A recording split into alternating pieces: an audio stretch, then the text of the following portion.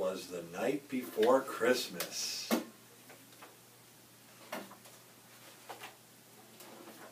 'Twas the night before Christmas, when all through the house not a creature was stirring, not even a mouse. The stockings were hung by the chimney with care, in hopes that St. Nicholas soon would be there. The children were nestled all snug in their beds, while visions of sugar plums danced in their heads. And Mama in her kerchief, and I in my cap, had just settled down for a long winter's nap. When out on the lawn there rose such a clatter, I sprang from my bed to see what was the matter. Away to the window I flew like a flash, tore open the shutters, and threw up the sash. The moon on the breast of the new-fallen snow gave a luster of midday to objects below. When what to my wandering eyes should appear but a miniature sleigh and 8 tiny reindeer, with a little old driver so lively and quick, I knew in a moment it must be Saint Nick. More rapid than eagles his coursers they came, and he whistled and shouted and called them by name. Now Dasher, now Dancer, now Prancer and Vixen, on Comet, on Cupid, on Donder and Blitzen. On the top of the porch, to the top of the wall, now dash away, dash away, dash away all. As dry leaves before the wild hurricane fly, when they met with an obstacle, mount to the sky.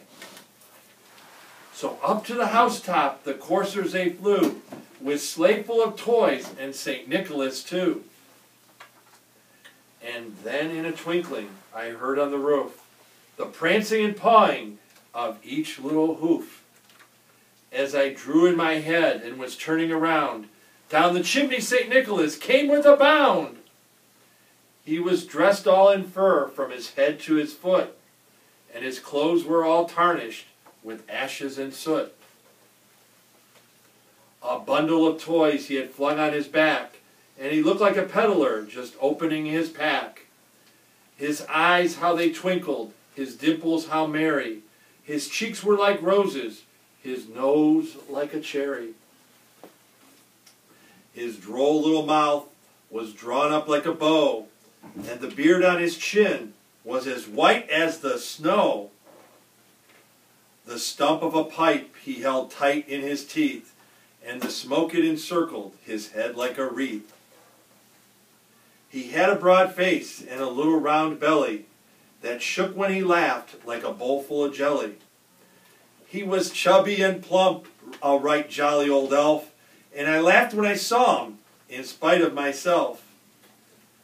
A wink of his eye and a twist of his head soon gave me to know I had nothing to dread.